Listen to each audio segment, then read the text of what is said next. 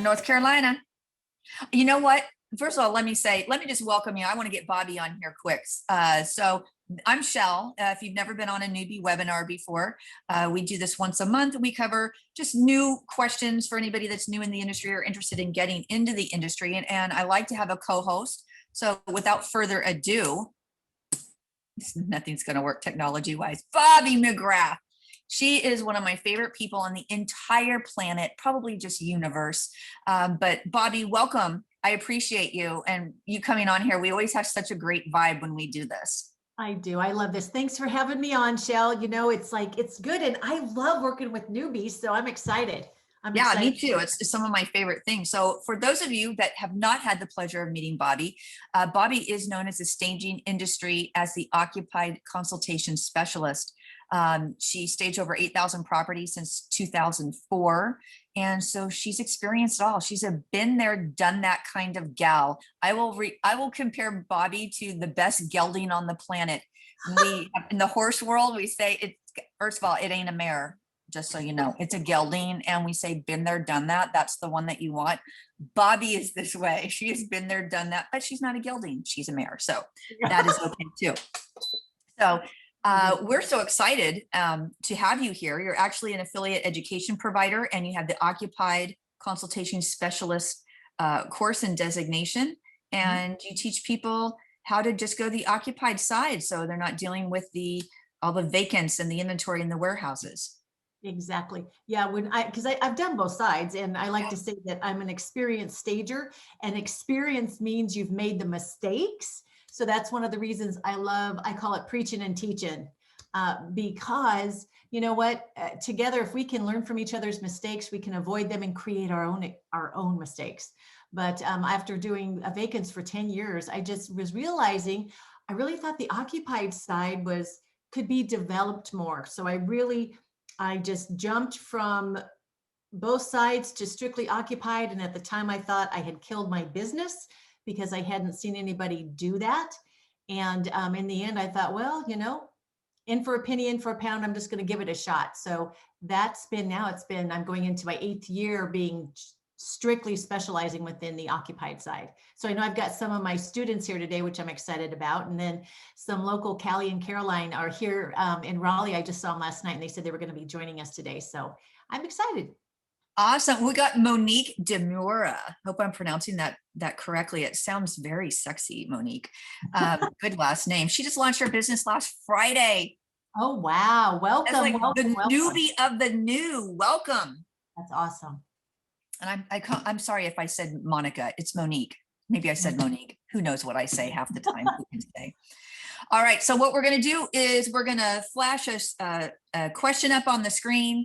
We're going to chit chat about it. Now, don't be afraid at all if we have a difference of opinion on a question, because it's no wrong answers here. It's just different experience levels, maybe a different vantage point, a different viewpoint. It may be different times. So it's all good to be able to get you the varying difference of opinions. We're doing a poll right now. So if you see that up on your screen, go ahead and answer that. Have you completed core home stager training? 6 people said yes, 4 people said no, 1 still in training. And have you done your first home staging? 4 people said yes, 6 people said no, and 1 has 1 scheduled. So that's awesome. And Felicia, I'll leave it to you to end this, because I'm pretty sure I mess it up when I try to do that. It's on my screen and I don't know how to get rid of it, so I can see behind my screen. So we're going to go over here. All right, we're going to start with our first question. Okay. All right, benefits to a resale license. Is it worth it if you rent furniture for installs? Well, it's not worth it if you rent furniture for installs. It's worth it if you buy wholesale. So let's chit chat about buying wholesale for a moment. So even if you rent furniture, the big pieces, use Court, Brook, whatever, and they often don't have a lot of the accessories that you're going to want, or you might want something different to keep it fresh. And if you're doing that, you can absolutely go to TJ Maxx, Home Goods, any accessory stores. You can living spaces. You can go and you can buy retail, but a lot of times you might get better deals buying wholesale. Now it's always a hit and miss when you're buying smalls. So buying 1 vase, you might as well just go to Home Goods and pick it up. Now, think about wholesale. Home Goods buys wholesale. So they go to companies like JLA Home, Olex, all the ones, that are in our buying group. They'll buy from them. But quite honestly, while I'd love to flip the tide, so to speak, on our ability to have deeper pockets than someplace like Home Goods, we're just not going to have enough stagers be a part of RESA and the RESA buying group in order to warrant JLA Home or Olex to give us a better deal than what they will sell to Home Goods for.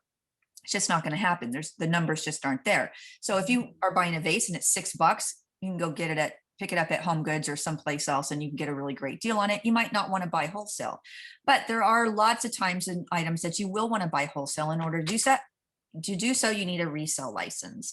And with that, there's some things you want to consider. You want to get with your CPA, because while you're not buying something wholesale, marking it up for a retail and then selling that, and the difference is your profit, where normally you would charge a sales tax and then collect that sales tax and then pay it to your state.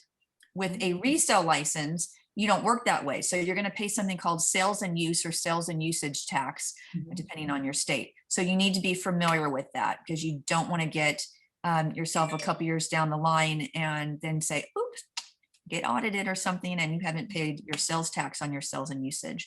So it's important that you get with your CPA. What do you think about resale license and wholesale, Bobbie? I was agreeing with everything that you were talking about. And what I really would like to encourage people to do, especially when you're first starting, simplify things for yourself. I mean, again, this is kind of the voice of experience. Instead of jumping in and giving yourself additional work to do all these different things, buy from the stores short term, because a lot of times to get the figures that you need within wholesale, you have to buy so much in order to get a price break or what have you. And then you have the fees for it being shipped to you and all of those types of things. Just keep it simple. So I know, actually, you mentioned audit. I'm being audited right now by the state of North Carolina. And it's like one of those issues where every once in a while your number just gets picked. And so it was just a random thing. And looking at what they're talking about with the sales and use tax, because Sheila and I were talking about this earlier, it's really important that you guys go and find out exactly what the rules are in your state. And many times it could even be something within your county, but you want to make sure you get a hold of those folks and find out how this works. Because if you do happen to have a resale license, then they are going to audit you in a different way than if you don't. Okay, so it's just something to be aware of. But education is key in all of this. If you decide you want to pull that resale license, you want to get that, just make sure that you speak to your accountant and that you do proper bookkeeping to make sure that everything's kept easy. Because honestly, they're pretty easy to deal with during the audit process, as long as you have the systems in place to easily respond to their questions. Yep, absolutely. And just so everybody knows, through when you buy wholesale, Bobbie's right. A lot of times you have to hit a minimum. Minimums can be different things. So a lot of places will say, if you're buying smalls, case goods, that you have to buy 15 of this vase, or 14 of these lamps, or whatever it may be. Or it's a dollar figure. Say, in order to even open an account with them, you have to spend $25,000 on an opening order. So like Elk Grove, Elk International Companies, they have at that, I think it was $25,000. However, if you're a member of RESA and you join the buying group, because it's free with your membership, that 25,000 minimum order is waived. So there's lots of great things that go through the buying group to where they've eliminated a lot of those giant, big opening orders. Some of them will still have a small opening order. It doesn't make any sense if you're going to go buy wholesale to do something for like $100. So they might have $100 order minimum, or a couple hundred. It's fair. It's not unreasonable in the slightest bit. And if you're buying wholesale, you might as well do it. The other thing to keep in mind about buying wholesale, because you're going to have the freight charges. If you and other stagers can partner up in your area, like through a RESA chapter, and you do a whole buying and you get it all shipped at once, that's key, because you can split the freight. And so it increases your profitability at that point. And sometimes you need to have a place that you can actually have those items dropped off to, delivered to, because they will not deliver to a home. they will require that you actually go to a warehouse. So sometimes you need to reach out and you need to make arrangements to have those items dropped off. And sometimes there's a fee associated with that as well. So Yep. it's really smart. Like if you get your RESA group together and y'all get together and see if you can help defray some of those costs by doing it together. That's a great idea, Shell. And a lot of them also ship just regular carriers like UPS, FedEx, and so they will go to home. So some do require an actual warehouse loading dock because there's the big truck that's coming in.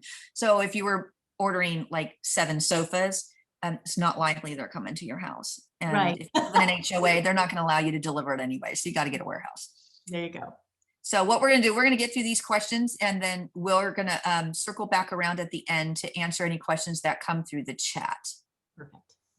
Do you have a contract for occupied staging? If so, what does that look like? Okay. So Bobbie, I'll kick this one to you.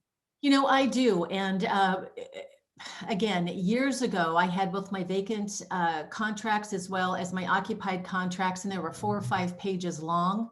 And for me, and for the way that I run my business, the way that I set up my fee structure and all of those things, what I realized was there was a lot of things in there that overcomplicated it for me. So what I did was I sat down with my attorney and went over what exactly, you know, this is how I work, this is what I do. And we discussed the clauses that he felt I should have within there. So I'm to 1 page. And I know that might sound strange, but really within there, in fact, I printed one up just to take a look-see. I'm talking about like the date of the service, what the service is, what I call it within my business. And I also have a very, very distinct definition with on like website and all those things about what that service entails. The rooms involved, if I'm doing the rooms, generally with the occupied, you're touching everything in the house. If it happens to be a staging enhancement where I'm bringing in those items we just talked about buying, right? I'll make a clause about, you know, the items that I'm bringing in there and what the monthly fee for having those items are in the home. Now, the way that I structure my fee structure for the labor, I don't tell them it's going to be X amount for me to come in and stage your home. I don't do it that way. Because in the occupied side, the way that I work is I provide the initial occupied consultation. The clients do whatever it is that they will or won't do. Then when I return, I have set in place, I let them know, look, you know, if you would get everything done that I recommended during our initial consultation, I'm guesstimating it would take myself and 1 assistant this long to get it done. And it would be so much an hour for that 4 hours, let's say. However, if we arrive, life happens and you didn't happen to get everything done and it requires more time, I ask permission from them within the contract to provide additional time for up to an additional however many hours. So I might say 3 hours, and I have them initial that so that I know I'm getting that initial 4 hours plus up to an additional 3 hours. They pay at the time of service and I provide them a receipt. So all of that is written up within the contract. And then this is really important, especially in the occupied side. I have a space specifically written up that if there's anything in the house that I am not allowed to touch, to move, to utilize within the staging process, it has to be specifically written down on these lines. And it's very, very obvious within the page. And so if there's a piece of furniture that has a weak leg or something like that, they need to let me know that. That helps take that responsibility away. Because if they don't tell me and we go to move a dresser and there's a broken leg on it, you know, so that's really important to have in there. I also, within there, get the permission to be on site, my team and I to be on site, and for us to have photos of the process. So I get that photo release as well. And then also there's an agreement, if it's a staging enhancement, that they will notify me within so many days once there's been a contract for me to come in and retrieve the staging enhancement items. So all of that is on there. They sign, I sign. I keep it pretty simple. And it's really been effective. When I had those 4 pages, it took forever for people to sign it. They always had a million questions. And in the end, the clauses that were thrown in there didn't really apply to the way that I do my business. So look to, now, what's the name of that program we have, Shell? RESA Sure. Yes, RESA Shore. In fact, I sent my contracts through RESA Shore. RESA Shore is through the insurance, Villanova. Villanova Insurance Company, and it's fabulous because, oh my gosh, it's an additional $95 and they will review all of your contracts for a year. Okay. Yeah.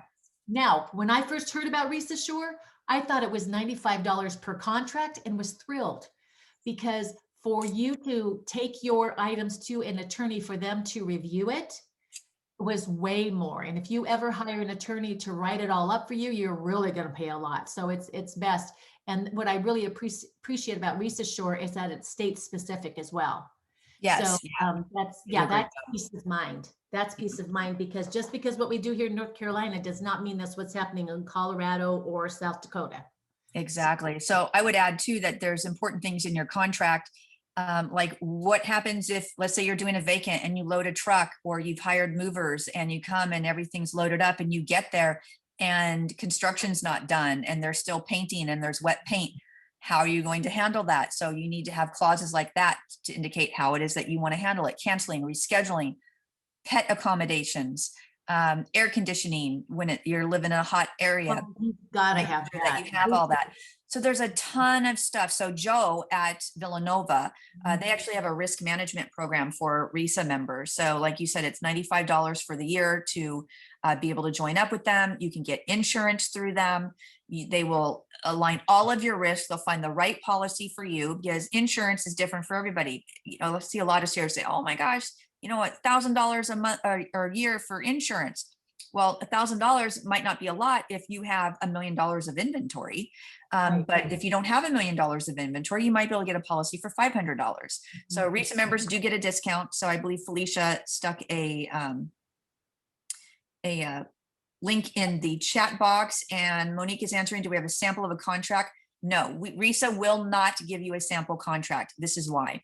One, we don't know what your business model is. Two, you will be inclined just to modify and take out a few things and you may not understand the full ramifications of it, which is going to put you in a deficit. It's going to put you in potential liability. Your contract is one of the single most important things that you can do for your business. It can make you and it can break you. It can, if you don't have a great contract, it can absolutely wipe your business out like that with one client, depending on how bad of a pickle you get yourself into. So one, it's worth hiring your own attorney, even $2,500 for a contract, not a big deal at all. I actually run a boarding stables, horse boarding stables. When I got to North Carolina, the first thing I did was I find an equine specific attorney. She wrote my contract. It was $2,500. Don't care, not getting into this kind of trouble with live animals. Staging is no different. But like we said, if you do RESA Shore and you get insurance through them and you get on their program, an extra $95 for the entire year and Joe will get a contract for you. So it's super important that you get an attorney involved in what it is that you're doing so you fully understand what your contract states. I've actually seen in the past where stagers have shared contracts with each other and stager A had it, paid an attorney for it, sold it or gave it to stager B gets it, doesn't fully read it, doesn't understand it, and now they're locked into something that they really didn't want to be locked into because they didn't fully read the contract and really get a grip on it and edit to their specifics. So, and there's also something that I learned from Judge Judy, because you know I'm a Judge Judy fanatic. That woman's just common sense. With a contract, ambiguity, anything that's not clear, goes to the benefit of the party that did not write the contract. So if there's anything that's in your contract that's not crystal clear, if it gets questioned and it's not clear, you lose. Yeah. You wrote the contract. Okay. All right. Okay. What to say when cold calling an agent or if going to a realtor office in person? Go ahead. Go ahead. One of my favorite things to do. You know that? And so, cold calling an agent, you never know what you're going to get. I look at it this way, with the way that, we're communicating and everything, chances are if they don't know who you are or that you're calling or what it is, they're not going to pick up. And I think that is such a wonderful, wonderful benefit. So first of all, keep in the back of your mind, no matter what you're doing within your business, when you do make initial contact with whomever, whether it's a client, an agent, a fellow stager, whatever, find out what is their preferred way to communicate. Okay. But the great thing is, like with the phone call, if you call into them, and I actually prefer to get onto their voicemail, I would say, hi, this is Bobbie McGrath with Successful Staging. I wanted to reach out. I saw that you had a sign in such and such neighborhood. I just consulted in that neighborhood. And I love to, just find out, if you're working with, no, I don't even say we're working with a stager. I don't do that. I'll be honest. I'll just say, so I just saw your sign and wanted to let you know, it's a great neighborhood. If I ever can be a help, let me know. Leave a message, right? I'll do that. Cold calling, going into an office or something. What I do, and I know people still laugh, but I'm telling you what, good old fashioned paper works. I'll just take flyers. I print them up here in my office and cut them in half. So there's just half a sheet. I'll have some basic information and a nice before and after. And I'll just go and, what do your listing photos say about you and your brand? And then I'll go to the person who's at the front desk. Usually it's an agent who has to do desk duty, introduce myself to them. If I don't already know them, chat with them for a minute and just ask if I can drop them off to the mailboxes. Now, a lot of times these offices are no longer having mailboxes due to COVID or due to people being more and more mobile. But what I'll do is a lot of times they'll let me leave them at the front desk with them. Now, sometimes, I know I was a receptionist at one time. Sometimes they'll get thrown away. That's why it's so important to make friends with who's ever at that desk, because they will go to bat for you. So I'll do that. But what I'm looking at, I am not there to sell my wares. Okay, it's just like going to a networking event. Do not go there to give them a pitch. You just want to go in there and let them know that you exist. And the fact that you can just quickly say, oh, you know what, I just wanted to come in. I'm only looking for 3 to 4 agents that really want to build their business. But I knew that this was an active office, so I thought I'd drop in. So would it be okay if I dropped off these flyers? And when you say things such as, I don't want to work with everybody, I want 3 or 4 who really want to build their business, versus, well, I'm just looking for anybody who might be looking for a stager. There's nothing enticing about that, but you say, I only want 3 or 4. And then get in and get out. And another thing that I learned was, if you say you're going to come back, which generally I'll say to the front desk person, I'll just come back in a week and check on you. Guess what? I go back the following week and nobody ever comes back. So those are the things you can do to get people to remember you. But don't spend your time, if you do happen to run into an agent. For me, it doesn't make sense to try to sell them, because they didn't expect you to be coming anyway. But if you can just give them a little information and say, hey, if you'd like, we'll chat. I'll contact you later in the week, and leave, and then just contact them. And it's not always that they're going to get back to you right away.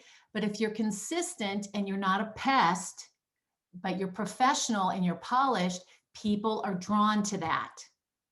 So kind of a long-winded answer, but cold calling, honestly, the best place to cold call an agent is in a line at a grocery store or at Kohl's, because you never know who's around. And a lot of time agents have other jobs and they hear, and I've got speaking engagements and bookings and things from going to Kohl's.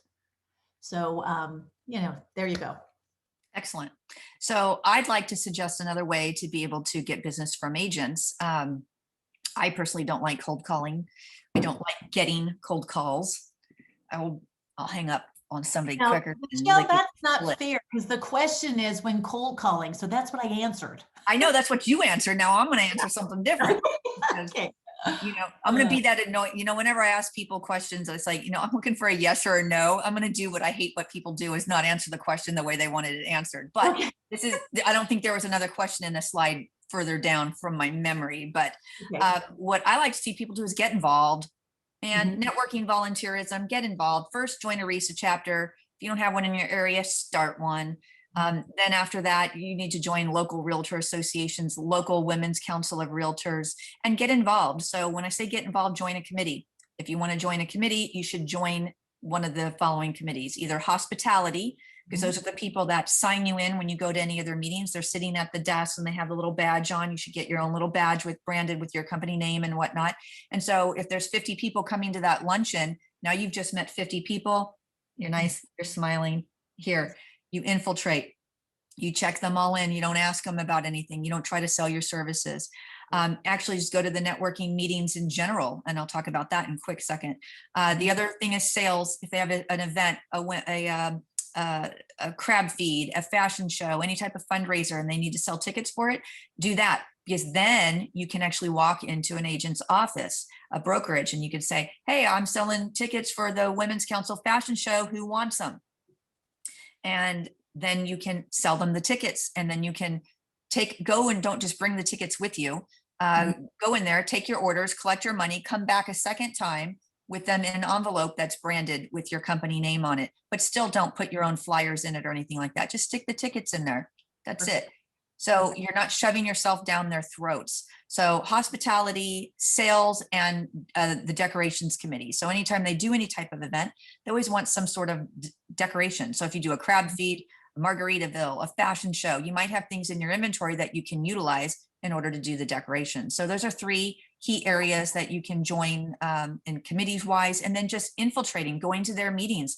They usually have a marketing meeting weekly in most places, sometimes just once a month if, in different areas, but most of the time it's a weekly marketing meeting where you can go, and it's a breakfast or a luncheon. You go to it. Again, don't shove yourself down their throats. Talk to these people at the table. Talk about the pecan pie for dessert. Talk about the eggs Benedict for breakfast, whatever it is, and get conversation going. But the one thing you don't do is, let me tell you how I can help you be a rock star to your clients. Let me tell you how I can help you. Don't do that, man. They hear it all the time. It's so, don't do it. So just talk to them. That's all you want to do. They're going to ask you what you do and say, oh, I'm a real estate stager. I help people sell faster and quicker, or I help agents become rock stars to their clients. You can say that, but then ask them something back. Get the conversation off of you. Here's one thing that I know. I know tomorrow I'm going to wake up with the day ending in the letter Y.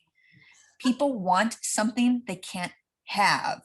Have you ever wanted to date somebody and they wouldn't give you the time of day, and you're like, that's the only person I want. I'll absolutely die and live. They don't take me out on a date. That's the one that I want. That's what you want to be. You want to be as elusive as the El Chupacabra. You want to be as elusive as the Sasquatch. You want to be intriguing to people so they will be attracted to you. So when you do go to these meetings, what I always recommend is leave early. I'm so sorry. I have to pop out right now. I got to be at a staging. We got to get it on the market, and split.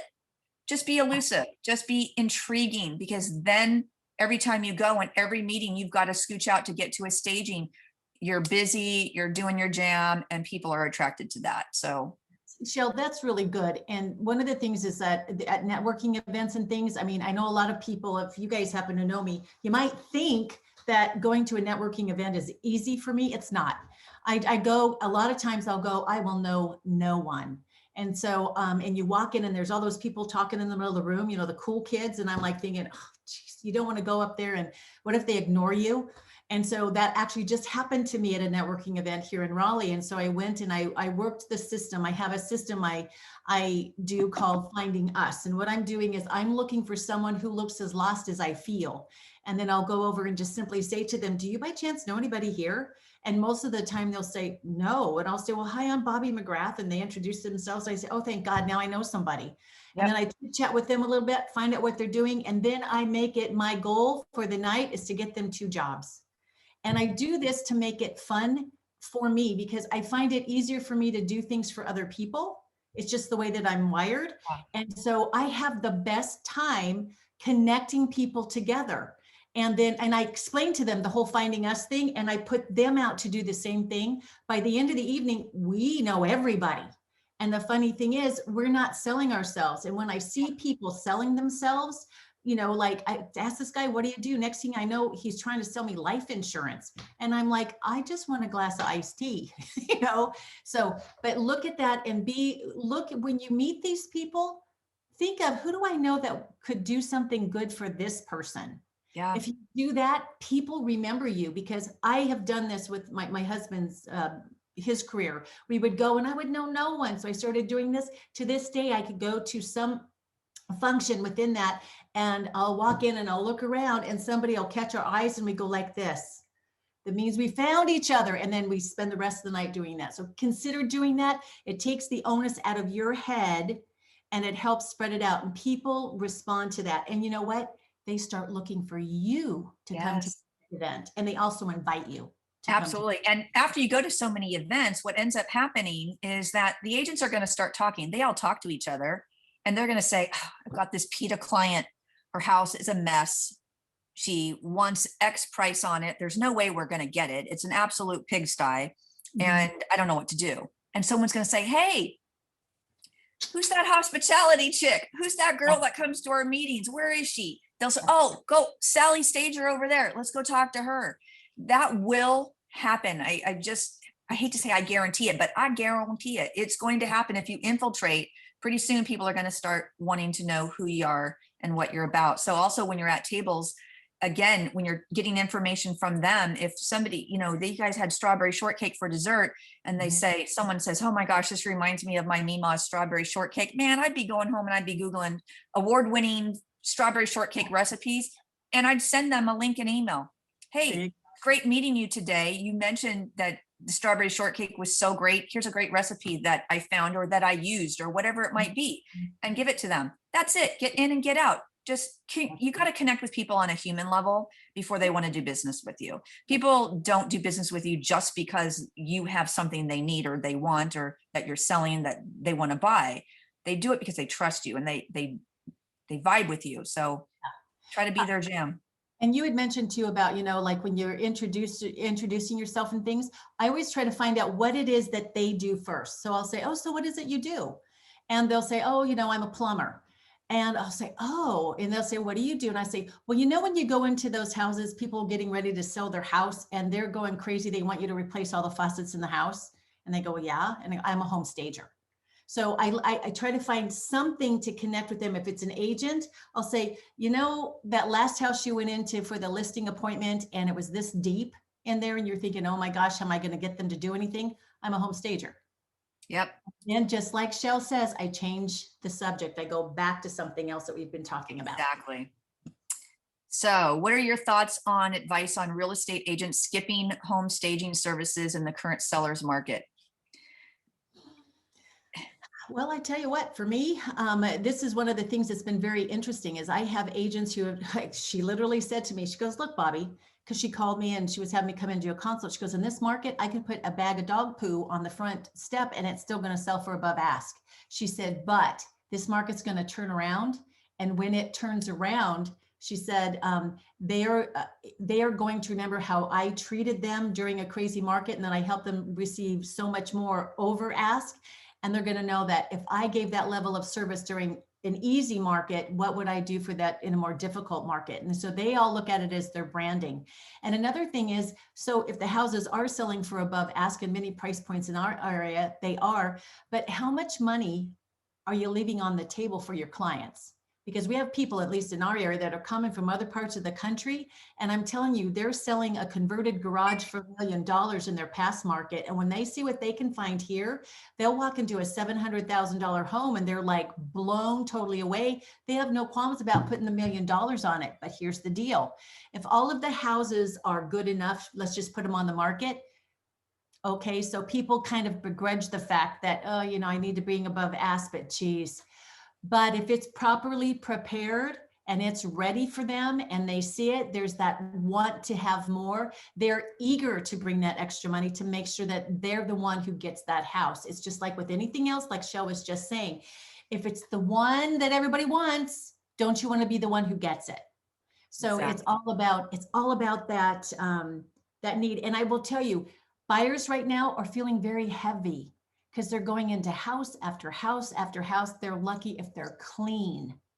And then they're lucky if they have the mother-in-law tidy, as I like to say. But when they walk into a home, especially a home like $300,000 in our market, and it's been properly prepared and ready, oh my gosh. And when it's been properly done and prepared and you have strong marketing photos, the gyration, the craziness to actually get an offer in as fast as possible. And they start thinking already, you know, last and best from the beginning. I know I've got at least one agent here today, and I'm telling you, when that happens, it really helps our sellers do so much better. So yep. agents who skip it, they're missing opportunity. Exactly. Nailed it. Next question. I'm interested in working for a home staging company. How would you recommend I get started? Well, here's, I don't know who submitted this question. So, the opportunities are not endless in order to do this. Most people that have larger staging companies that actually hire employees, gosh, how many can we count that we just know across the country? There's not a ton of them. So depending on where you're located, it's going to depend if that opportunity is available. Now, if you have someplace that you live and you do know people that are hiring, or you see a call for employment someplace, apply. Mhm. Apply. Yeah. Absolutely apply. But just not all stagers are on that level. There are, like I said, there are people that are doing it where they have 14,000 square foot warehouses. They might have 5 to 10 employees. Some even have profit sharing. But the amount of businesses, out of 2,000, roughly 2,000 members of RESA, the number of people that, have enough business to be able to keep people employed full time steadily, not a lot. Well, I also want to point out too that especially with the smaller staging companies, you need to be willing to wear different hats. If Yeah. all you want to do is place the items into the house in a way that you think would be good and all of that, you're probably not going to be the hire for these smaller companies. They need somebody who's willing to follow direction. They need someone who's willing to listen to the idea, somebody who's willing to maybe pre-pack all the items into the bins and to have things set up to do all of that organizational things. Sometimes you need to do double duty and put the totes onto the truck or even throw them in your car or whatever it is. You need to be flexible. And if you happen to have an additional skill set, maybe something, if you're good with social media or something like that, the more hats you can wear for that small company, guess what? You will allow them to grow enough that they can hire somebody in to take some of that off of your shoulders so that you can focus in on more that you want. That's one of the things I'm telling you. When I was doing my vacant side, I was stuck at around 10, 12 homes. And then when there was this one woman who came in and she just embraced everything, she said, tell me what you need me to do. And I did, and she did. I was up to like 25 homes. Okay. I didn't want to go any bigger than that. And so the thing is, she was key. So, you know what, if you don't want to have your own staging business, if you want to work in the industry, look to see how you can become invaluable to the owner in some way, and then you can work the staging business. Just, I want you to kind of think of that in a different way. Absolutely. We're at the end of these questions, so we're going to jump to the questions from the chat. So I know there was one, we're going to scroll back a little bit further, or if Felicia, if you're still on, if you want to repaste something, that would be great. And then if you have a question that we haven't covered, put it in the chat while I cover some of this housekeeping. RESACon Virtual, September 30th, October 1st, be there, be square. This is very important. There are over, I think there's 25 to 30 on-demand sessions. Oh, she's got it right here. There's got to be more than 20 on-demand sessions. I'm confident there's more than 20. I 6. Yeah, I thought there was like 30 or more, maybe. So I don't know. Right now there's 20 on-demand sessions, but that doesn't count the sponsored content that we haven't announced yet. Oh, that's it. Yeah. Okay, gotcha. So we've got lots of sessions to be able to get covered, and 7 keynote speakers. And we're going to have a panel of experts. All the education providers in the industry have pulled their resources together to sit on our panel, talk about the industry, education, where are we going, how far have we come. It's going to be a great panel. I'm super excited about that. Some of our speakers are just going to cover some really dynamic topics. David Greenspan, he's a Canadian guy that I met. I was speaking at National Association of Realtors, I think it was 2019. And he was the speaker that was on stage right before I went on stage. And I was listening to him and I was like, oh my God, we got to have him at RESACon. I got to meet this guy. So I waited, and of course, like a groupie, waited around for him. I'm like, excuse me, can I talk to you? And I'm like, listen, man, I host a convention every year. You've got to be a speaker. And then COVID hit. So this year, he's going to be one of our keynotes, and he's great. David Greenspan, it's Mindshare 101. Follow him on Instagram. He's great. Lots of other topics as well. And here's our training providers. Bobbie is one of them. She's here, Occupied Consultation Specialist. So if you haven't received your training, check out one of these training providers. They're on the website, RESA website. And this is the buying group. So this is just some of the different wholesale providers that we work with. And again, this is free to with your RESA membership. So you have to go to resabuyinggroup.com and sign up online in order to get access to find out what the deals are. So check that out. And I'll just go back to this slide. So here, and Bobbie's speaking at RESACon. What's your topic this year, Bobbie? I am creating a word bank. So actually taking all of, in fact, I meant to bring it in here so that I would sound all slick and have exactly the words pulled together. Confidentially speaking, mindset word bank. Yep, confidently speaking. So it's all about how is it the words that you use matter. It means things. It can help you stand out from the crowd. Also, there's always the 30 questions you're going to hear 50,000 times. Practice ahead of time so that when you hear them, you can give your response utilizing your branded words, your particular phrasing, have all of that so you don't have to spend your brain power figuring out what to say or how to say it. You can spend your brain power coming up with those creative solutions to what you're finding behind that front door. Yep, That's love it. So here's a question for you, Bobbie. I'm just going to read it for everybody. Because it was a direct message to me and I don't think everybody else can see it. So I've done a few occupied home consultation presentations to agents, had really positive responses, but I'm finding they seem to triage their occupied listings, deciding if the listing would require my services. Basically, they're not offering the consult on every listing depending on the condition of the home. Any tips or strategies to encourage agents to offer consults on every listing? That's a really good question. No, absolutely. This is this is like the hallmark of what I teach. This is a hallmark of how I work my business, is when I'm talking to the agent, I let them know, say, look, you know, especially in our online world with the whole COVID world, but this has been going on for years, actually. The stronger the marketing photos are, the more interest there is in the house, the higher the opportunity is that we're going to receive multiple offers, etc. Now, here's the deal.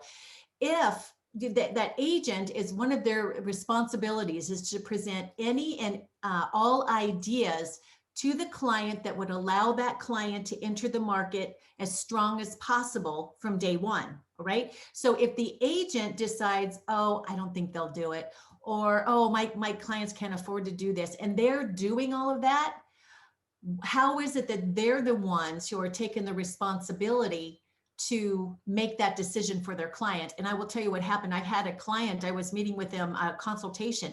The agent told me time and time again, don't mention your staging enhancement services, that he can rent stuff and stuff. You know, he doesn't want to spend any money. He doesn't want to spend any money.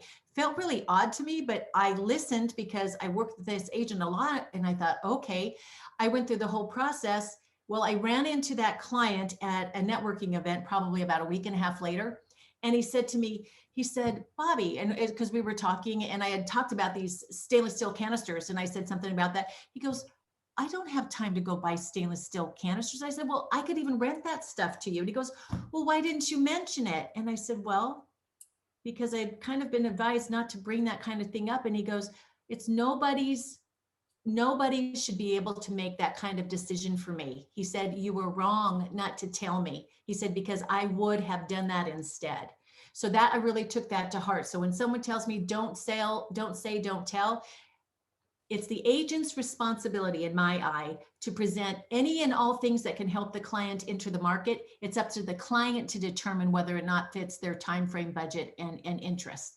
So when you're talking to the agents, talk marketing photos. And here's another thing.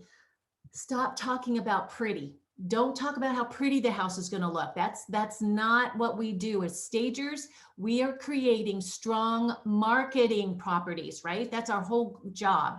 So we use the same tools. And yes, a wonderful byproduct of what we do is creating beauty. But the minute you start talking about pretty, they don't need you.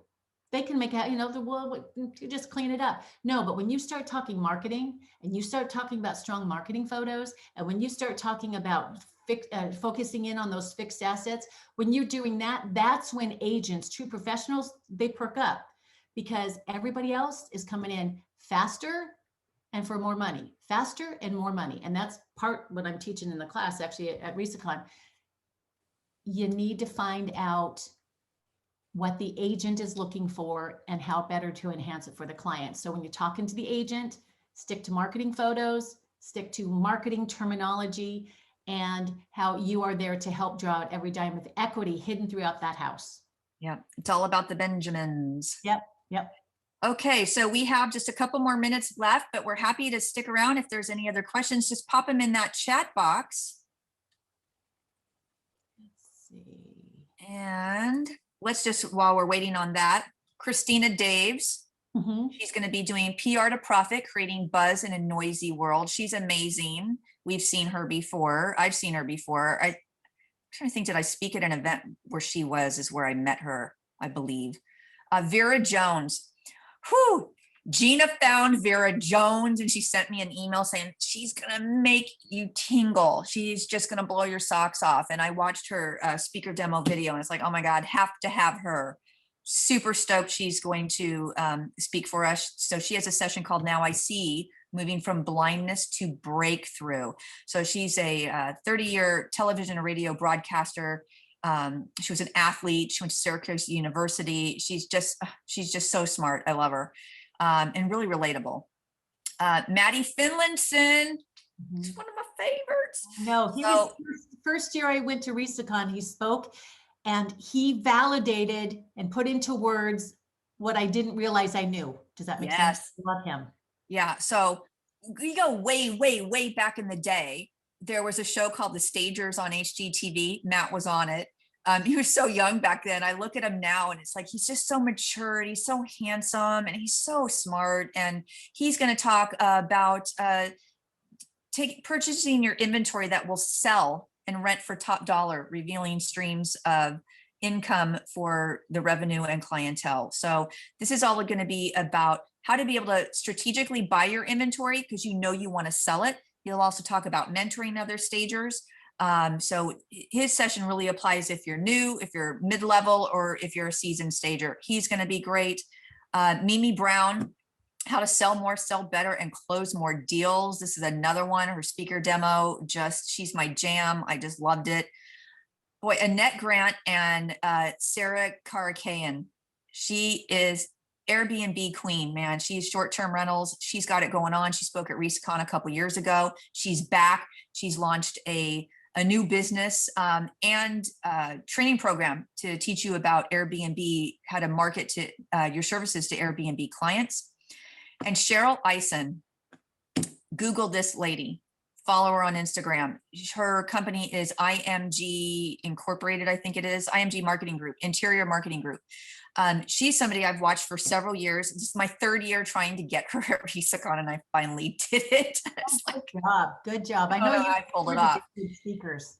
She is great. So she's going to talk about how to really scale your business. So if anybody knows the story of Meredith Bear in Southern California, Cheryl, I think, is a young Meredith Bear. She has 85 employees now.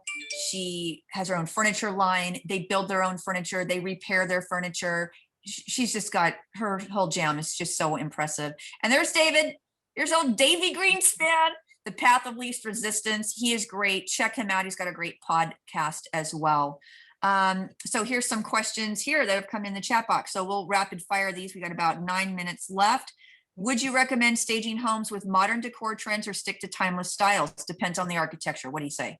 Absolutely. Depends on the architecture. If you're living in a more traditional area, trying to do bridge pieces is very important. If you're in more trendy areas like Chicago, downtown cities, etc., then you would want to go a bit more trendy. This is for the staging, but it's nice to have touches of the trending current, but you have to know how to do those bridge pieces in the more traditional homes. Yeah, absolutely. You know, Matthew, when you look at some of the uber luxury listings, what you will find is a lot of eclectic kind of styles. So, you know, my parents' house, you've seen my parents' place, and they've got little tchotchkes from all over the world, all over from their travels. And Matthew does the same thing because he travels to places and he might buy something and he'll use it in his staging. So he has a little bit more of an eclectic vibe because of the style of homes that he's doing. So everything is just really dependent on the style and the price point of the home that you're doing.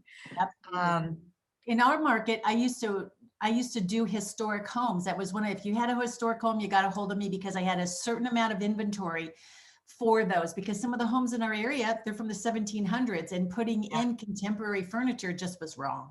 Yeah. Yeah. Yeah, it So helps. here's another one. There aren't too many in-person networking events in the area because of COVID, only online meetings. So it's hard to connect with others.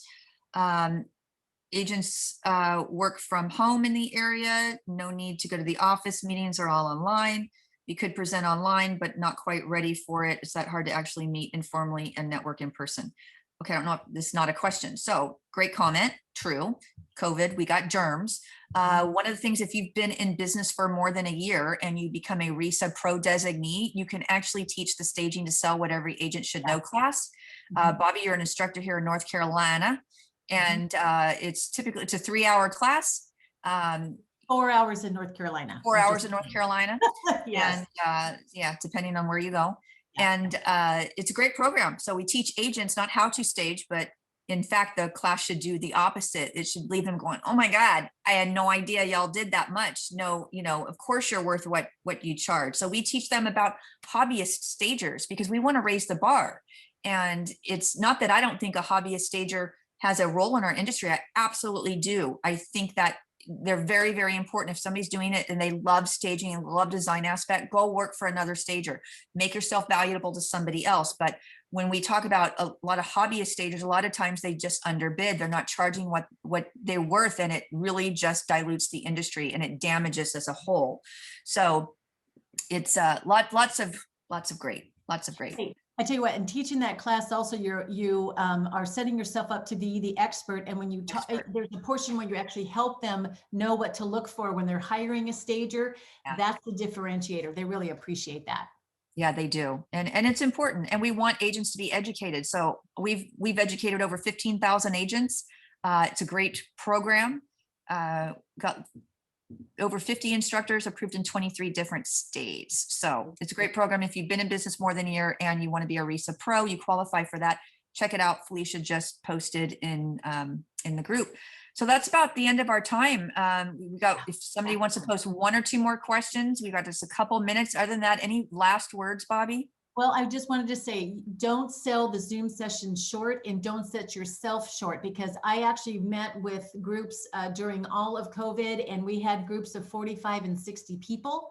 And also there's opportunities now with the nice weather and things, you may be able to actually set things up outdoors and have people get together that way. So because people are very anxious to get together, but if you're not comfortable in front of the Zoom, practice, because I'm telling you, you can make a lot of money from the screen. You can make a lot of money from the screen. Don't be afraid just because it's uncomfortable. Okay. Because once you get to the other side, you'll be great. Yeah. And the other thing too, is that we definitely want the instructors charging for the class. So it's $35 in most states. In North Carolina, it's 57 because the state charges us a fee. They gotta get theirs. So it's really important to be able to do that. And again, it sets you apart. You're the expert. You put it on your website. Now you're a speaker, you're a real estate instructor. So this is never a class about you and your business. You're not there to self-promote. If you get caught self-promoting, I've had to do that once. Somebody self-promoted and the state tried to revoke our credits. I was like, no, I will go. And they were done. Yeah. So you've got lots of rules about that. But Adrienne Lord, she's a real estate agent and a professional home stager. She does both well. She's going to be speaking at RESACon. She's also an instructor. But we got, these on-demand sessions. We're talking about social media, Instagram, photo styling. There's Bobbie with her word bank, Cindy Lynn, marketing strategy. I love Eileen Zhu. She's so sweet. She's data driven. Oh, Eileen's speaking. Eileen. I didn't realize. I love her. Yeah, we love her. Elaine, selling by numbers. We're gonna have a diversity. This is a really great session, growing your business through diversity. It probably doesn't mean what you think that it means. So check out this session. Christy Barnett, she's going to be beyond occupied and vacant, diversifying your home staging business. So expanding out a little bit. Liz Conley, man, she just wrote a book, building $1 million home staging business, and sold her business along with her daughter, Courtney Schomburg, who's actually the chairperson of the board of directors for RESA. They've now relocated from Missouri to Florida. So I won't go through all of these. Marianne, a little motivational pump right there for you. Get more business from real estate agents. Rob Mann is Ellen Mann's. If everybody knows Ellen Mann, you'll find her in some of our Facebook groups. We love her. She's Canadian. Her husband's going to talk about the finance end. Really, really smart guy. We talked about cold calling. How about cold email? Sean Dillon found this guy. He's pretty cool. There's Shauna Lynn. She's going to talk about systems. So just lots and lots and lots of great stuff. There's Tori Toth. She's, the video and marketing guru of the industry. So Shall check it all out. I hate to interrupt you, but there's one last question I think we can answer pretty quickly. From Okay, Christine. bring it. So she has a question about if she's just doing remote/virtual consultations, if she needs a contract, if she's not entering the home, because she can't imagine that there's any liabilities. So what are your guys' or gals' thoughts on that? I think you should at least have a memorandum of understanding when you're doing the virtual consultations. Look that up, memorandum of understanding versus contracts, so you'll understand the difference between them.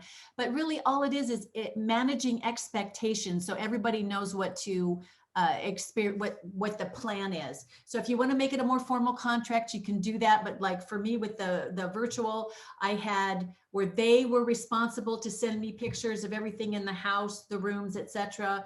And then I would preview and look at that and come up with the basic plan.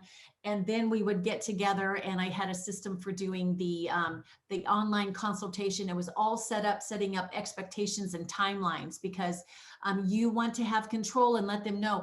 The more competence you show online, the more confidence that they will place in you. So you may want to look at that. Personally, for me, I would do more to the memorandum of understanding. Yeah, same answer. So this, we talked about a little bit earlier about contracts. This is the Villanova team. So Judy Phobes, somebody I've been working with since RESA started, 14 years. She's been our insurance broker, and she's written more staging policies than anybody on the entire planet. How do I know that? Because she's worked with RESA, and we've got more stagers that have never been pushed to her, and there's not another broker on the planet, or I'd know them. So she has sold her company, PenX, to Villanova. So this is Joe and Victor. So attorneys that have bought this company. So they're all about risk management. So this is a session at RESACon that everybody should get into, even if you've just started. So you're going to talk about insurance, contracts. Are there gaps in your coverage? It's going to cover all of that. All right, so I think that's it. I think that's That is it. All right, thank you everybody for being with us today. Bobbie, it is always a pleasure. You are my jam girl. Well, thank you, Shell. I love being here, and thanks so much for coming. I saw a quick question, Monique. Yes, you should have a separate contract for occupied and vacant staging. Yes, they're different services. Yes, different services. Not that Absolutely. one. Okay. All right, everybody. Thank you so much for joining us. Check out RESACon. Get your tickets early. The prices do go up the closer that it gets to RESACon. So go ahead and get it. It is the best bang for your buck that you're going to get anywhere. So until next time, everybody, happy staging. Bye. Bye, guys.